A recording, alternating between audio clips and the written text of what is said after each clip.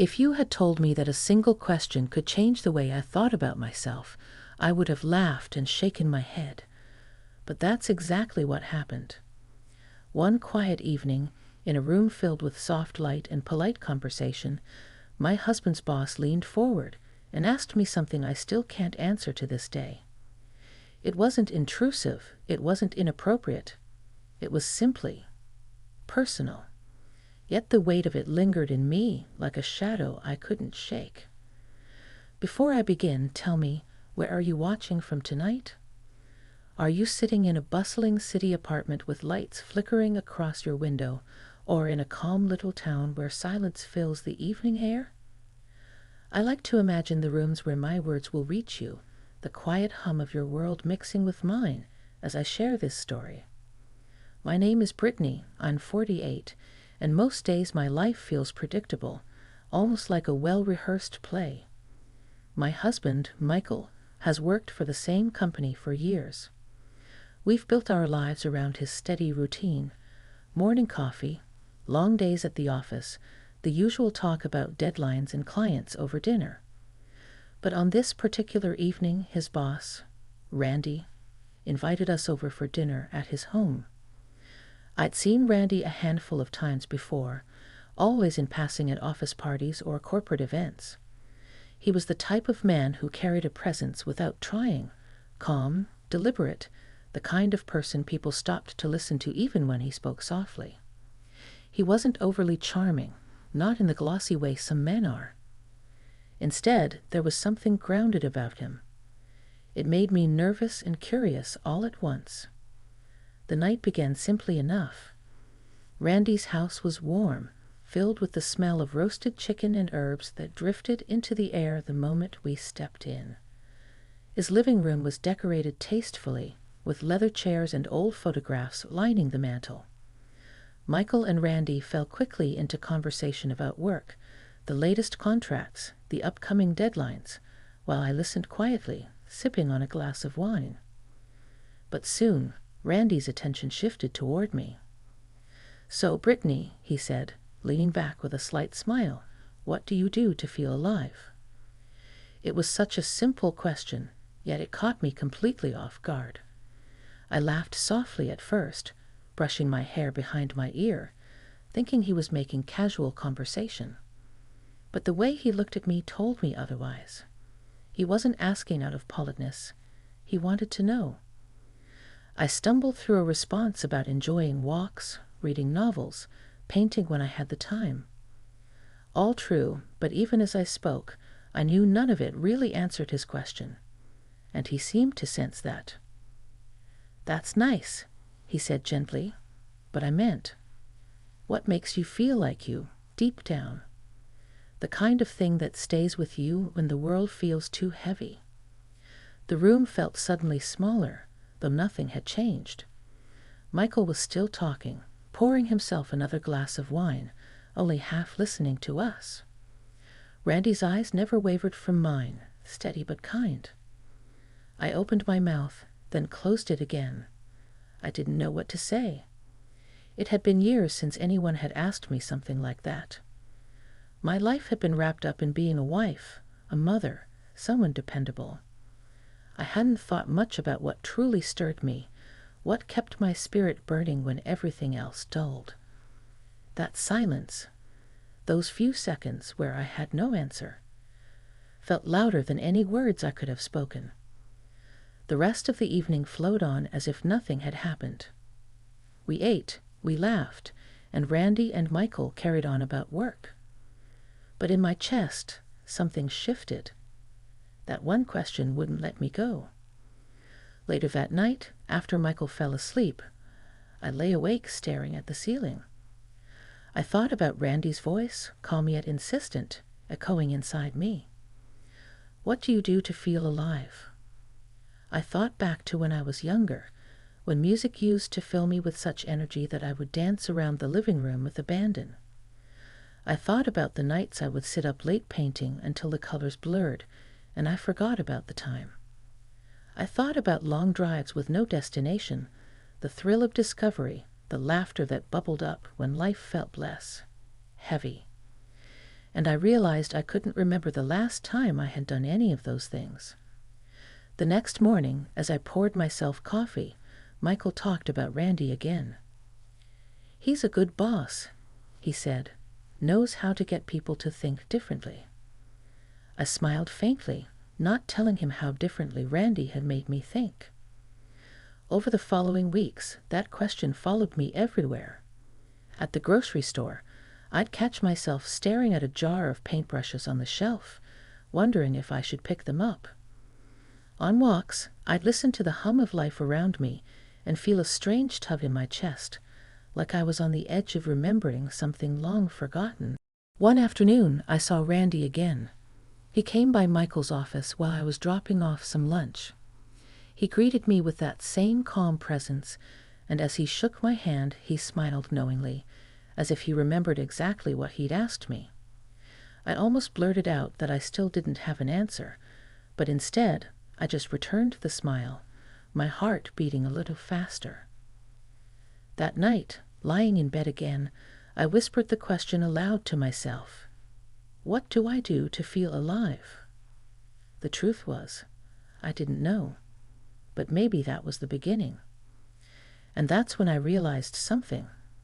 Sometimes it's not about having an answer right away.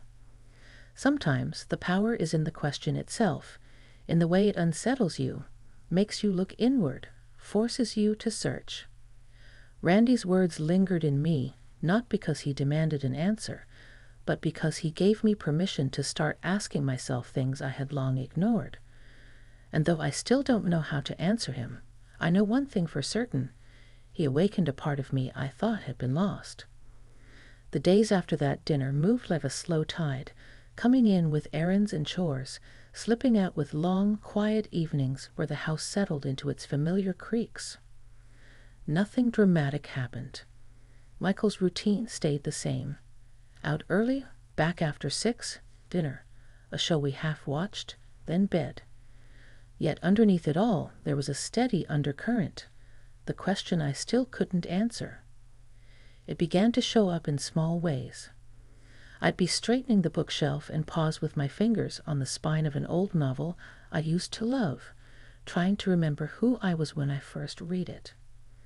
I'd make the bed and notice, with a start, how I couldn't recall the last time I stayed up past midnight doing anything that wasn't practical. I started walking an extra block on my afternoon loop just to feel a little more wind on my face. None of it added up to an answer, but the act of noticing felt like the hinge of a door that hadn't been opened in years. One Saturday, Michael told me the company was hosting a charity benefit at a local arts center. "Everyone's going," he said, tying his tie in the mirror. "Randy thought you'd appreciate the silent auction. There will be paintings, sculptures, that sort of thing." He said Randy's name without weight, like a boss was just a boss, like this night would be just another event where I smiled and nodded and pretended to understand conversations about numbers that never seemed to touch the edges of real life. The Arts Center was an old brick building that smelled faintly of sawdust and lemon oil. Light pooled on the polished floors and climbed the edges of framed canvases like it wanted to step inside. People drifted from piece to piece in small clusters, champagne flutes tilting in their hands. I stood at the entrance a moment, taking it all in, and something eased in me. Paintings lined the walls, moody seascapes with livid skies, a portrait of a woman looking away from the viewer, a mess of color that didn't try to be anything but itself.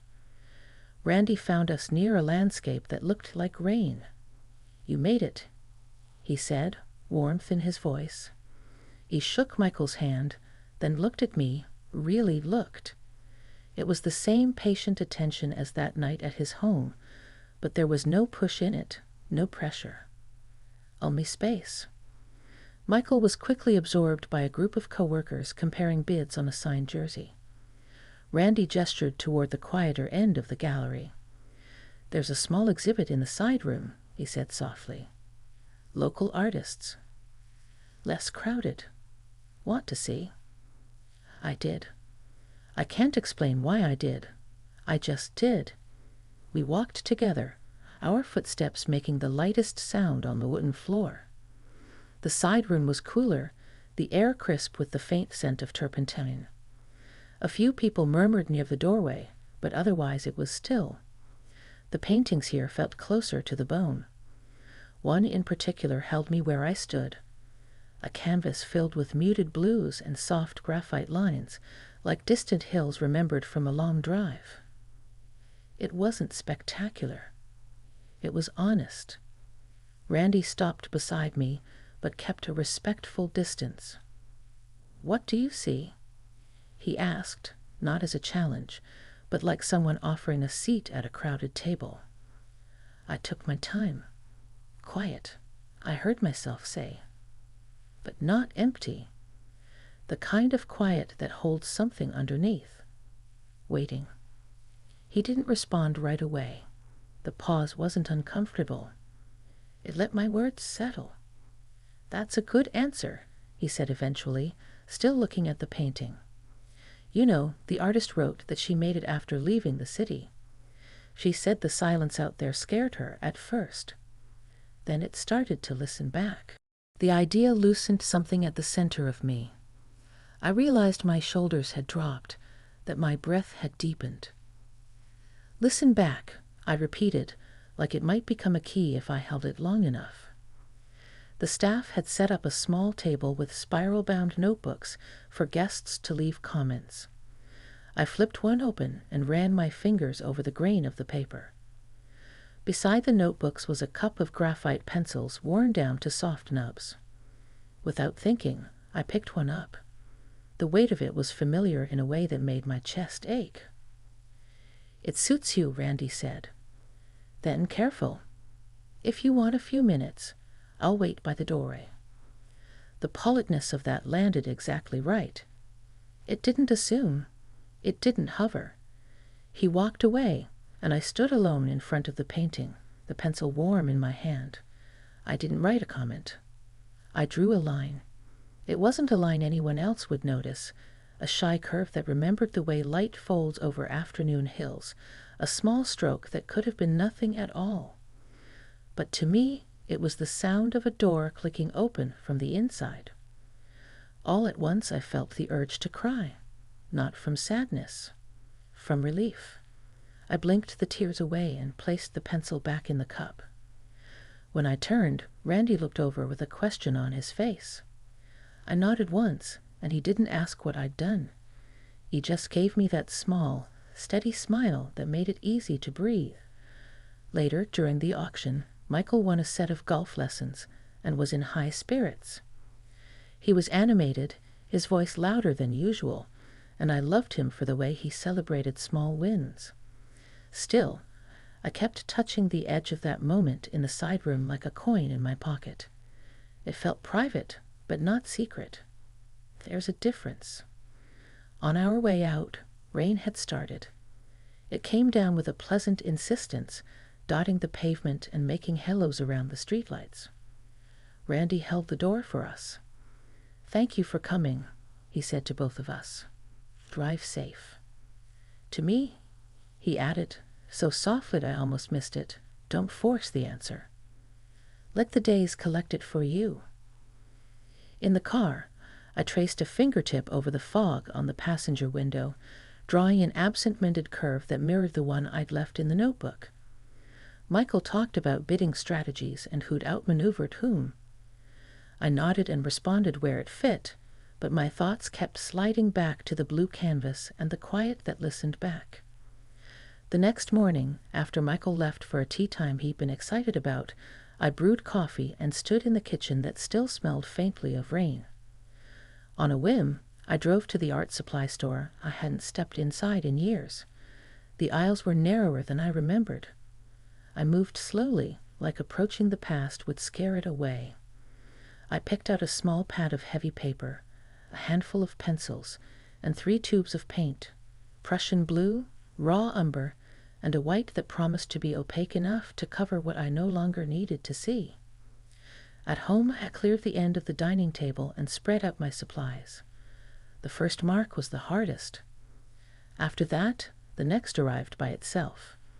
The house made its familiar sounds, the tick of the clock, the soft rumble of the refrigerator. But they blended into something like company. Time loosened its grip. An hour became 3. When Michael returned, I looked up from a sheet where I'd made a study of nothing in particular, just the way light and shadow learned how to share a corner. He leaned over and smiled. "I haven't seen you like this in a long time," he said, not unkindly. Then tentative, "It looks good." "It feels good," I said, surprised at how steady my voice sounded. I wanted to tell him everything, but the words felt too new. Instead, I asked about his swing, listened to him talk about a shot that hooked at the last second. At dinner, we sat a little closer than usual, our knees bumping under the table. It was a small change.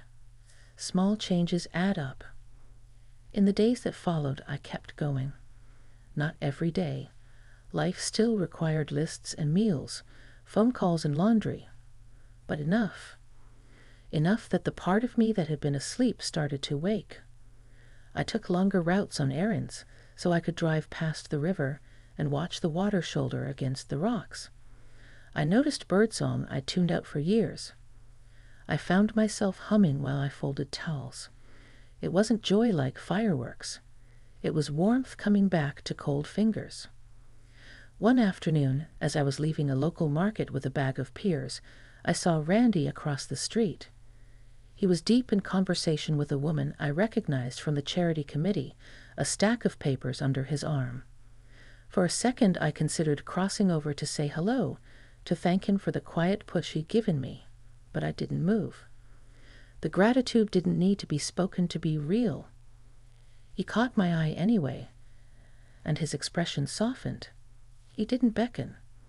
He didn't break from his conversation. He just offered a small nod that said he saw me, that this, my errand, my peers, my ordinary afternoon, was enough. A week later, I had to stop by Michael's office to drop off a folder he'd forgotten. The receptionist waved me through. In the hallway, Randy was coming the other way, a coffee in one hand. "Brittany," he said, like the name belonged on a comfortable chair. "How are you?" There was a time I would have answered automatically. "Fine, busy, you know how it is." Instead, I let myself answer honestly but simply. "Better," I said. "It's slow, but better." "That's the only speed that lasts," he said. Then he did something that surprised me. He reached into his jacket pocket and held out a small, folded square of paper. "For you," he said. "Only if you want it." I hesitated. "What is it?" "A list of small invitations," he said, almost apologetic. "Not instructions. Just ideas, if you ever feel like trying one. No pressure. And no need to tell me if you do." He shrugged lightly. "You don't owe me anything, Brittany. Your life is yours." The gentle care in that made it easy to take the paper. I didn't open it until I was back in my car. Inside, in tidy handwriting, were simple things that felt like open windows. Take a long drive with no destination and turn the radio up to the first song that makes you smile. Cook a meal you've never tried and serve it by candlelight on a Tuesday. Sit in the last pew of an empty church and listen to your breath echo. Borrow a library book of photographs and pick one you would have taken. At the bottom, a line. If none of these fit, make your own. I didn't tell Michael about the list. Not because it was secret, but because it felt like a seed I wanted to plant before I described it. That evening, I lit a candle at dinner. We ate in the soft light, and without quite realizing how it happened, we lingered at the table, talking about the peach orchard we used to visit when our son was little. Afterward, we washed dishes together, sleeves rolled up, the warm water making our hands slick. It felt like an old memory you're lucky to get back. The most unexpected moment came a few nights later. Rain had returned, steady and unremarkable. Michael went to bed early with a headache, and I stayed in the living room with my sketches. I wasn't drawing so much as watching the lamplight lay down its gentle gold on the paper. There was a pull in my chest, the kind that says, "Go somewhere." I put on my raincoat and drove. The streets were nearly empty, the world a soft blur through the windshield. I didn't choose a direction. I let the quiet do that. 10 minutes later, I found myself in front of the Arts Center. It was closed, of course, but the side windows let me see the silhouette of the room where I'd stood with the pencil in my hand. I parked and sat a while, listening to the rain drum its steady rhythm on the roof. It felt like being on the other side of a memory, like pressing my palm to a window and feeling it warm under my skin. Headlights swung across the lot, and another car pulled in, circling slowly as if its driver was deciding whether to stay. The car came to a stop a few spaces away. A moment later, Randy stepped out, umbrella opening with a soft click. For a heartbeat, I thought, what are the odds? Then I remembered the city is not that big, and a person who cares about something often returns to it like a tide returns to shore. He noticed me and paused, then raised the umbrella slightly in a wordless question. I cracked my door and stepped out into the damp. The air was clean, the kind of cool that wakes your lungs. He came no closer than he had to. It felt important that this was true. Chance had brought us here, not design. We both seemed to understand that. "Couldn't sleep?" he asked. "Something like that," I said. I wanted to see the room again, even if only from the outside. He nodded. "I come here when I need to remember why I do the work parts," he said. "Sometimes standing near the reason is enough." We stood under our separate umbrellas, the rain stitching tiny silver lines between us. It wasn't romantic. It was tender. It was human. After a moment, he said, "Can I ask you the question again? Not for an answer, just to ask it in the rain." I knew which one he meant. I let it rise in me the way a psalm does when you don't push it. What do you do to feel alive? I didn't speak. The silence between us felt like a room with open windows. Finally, I said, "Tonight, I drove in the rain to look at a building. I think that counts." "It does," he said. "It counts more than you think." We didn't linger. The moment knew its size, and we kept it that way. As we turned to go, he added, "Brittany, I want to say something clearly. Whatever this is, this noticing, this waking up, it doesn't depend on me. It's yours, whether I'm in the room or not." I met his eyes. "I know," I said, and I did. It was the most important part, the part that made everything feel honest. Driving home, the streets shone like dark mirrors. I cracked the window and let damp air kiss my cheek. I felt more alive than I had in years, but it wasn't because of a man. It was because a question had pulled a thread, and I'd followed where it led. The next morning, I woke earlier than usual. The house was still. Even the clock seemed to wait. I made tea and set up my small workspace by the dining room window. The sky was the blue of porcelain at the rim of a bowl. I painted the light exactly as it fell, and when it shifted, I painted that too. The hours went by without asking for permission. When Michael came downstairs, he stopped at the threshold and smiled in a way that reached his eyes. "Something's different," he said. "Yes," I said simply, "but not in a way that takes anything away." He crossed the room, placed a hand on my shoulder, and squeezed. It was a gesture we hadn't shared in too long, and it said so many things without waking the fragile parts of the morning. On his way to the kitchen, he paused. "You know," he said, "we haven't been out to the lake in years. We could go this weekend." He shrugged, almost shy. "If you want." I did want. We packed sandwiches and drove the old route that knew our tires. The lake was as we left it, quiet, patient, a wide piece of sky bravely pretending to be water.